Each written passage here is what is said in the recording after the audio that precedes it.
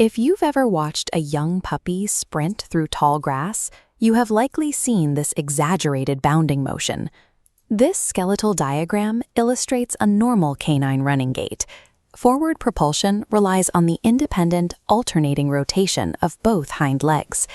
During a bunny hop, the pelvis locks. The hips move as a single unit, firing both rear legs simultaneously. This locked pelvis movement creates a diagnostic paradox. It can be a harmless display of physiological arousal or a critical warning sign of biomechanical failure. To differentiate a benign behavior from a serious pathology like dysplasia or luxation, we must systematically deconstruct these gait abnormalities. Determining the true cause of the hop requires looking past behavioral assumptions and analyzing the exact underlying kinematics of the joint. We begin by isolating physiological hopping. In puppies, this movement is a natural byproduct of a rapidly developing central nervous system. During periods of high energy, the juvenile motor cortex effectively crosses its wires. The neurological signals commanding the legs to move fire simultaneously rather than in sequence. These sudden bursts of energy, often called zoomies, trigger ancestral predatory flushing instincts, which are movements designed to drive small game out of tall brush. Age and duration help differentiate these cases. A brief hop in a 10-week-old puppy is expected. A persistent hop in a mature adult indicates a breakdown in joint mechanics. A hopping gait is only considered benign when it is intermittent, directly tied to high arousal, and occurs exclusively during juvenile neurological development. When we examine pathological hopping, the primary culprit is the coxofemoral, or hip, joint. This cross-section demonstrates canine hip dysplasia. It is a structural malformation where the femoral head fails to seat properly within a shallow acetabulum or hip socket. The immediate mechanical consequence of this malformation is bone-on-bone friction and joint subluxation during movement, which triggers inflammation. To compensate, the dog adopts the bunny hop. By locking the pelvis and moving the femurs simultaneously, the animal bypasses the painful independent rotation of the joint. Hip dysplasia is a polygenic developmental disease. Multiple genetic variables combine to dictate the baseline laxity of the joint. Environmental factors act as catalysts. Rapid growth phases or excess weight place unnatural stress on the skeleton, exacerbating that inherited genetic laxity. This structural failure is highly prevalent in active large breeds. The German Shepherd, due to its specific angulation and high drive, is particularly predisposed.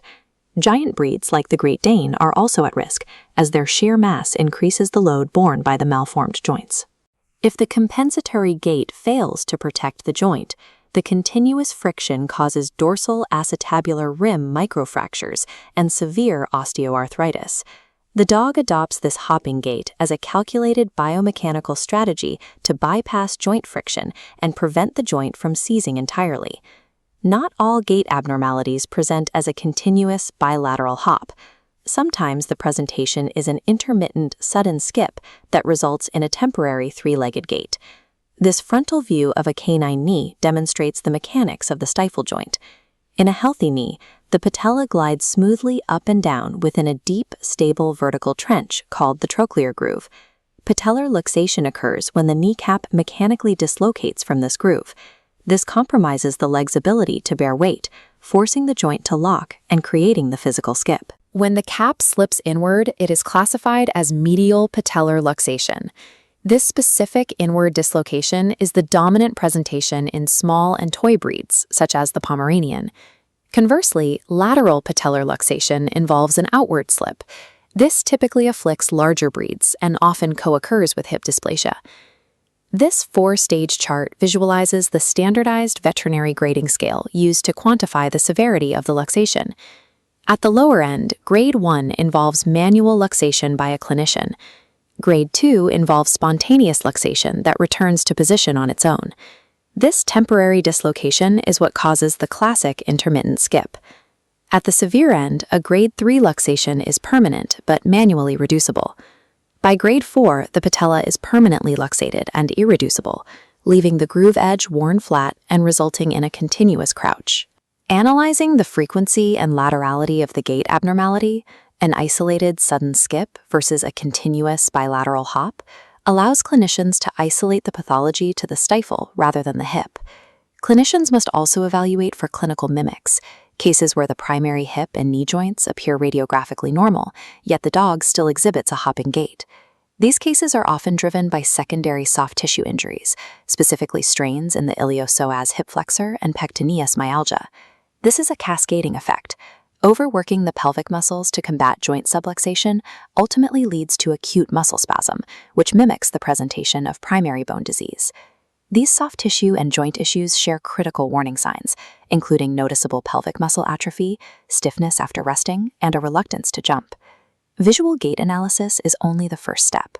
Achieving a definitive diagnosis mandates rigorous internal screening, using standardized radiographic imaging protocols like OFA or PenHip.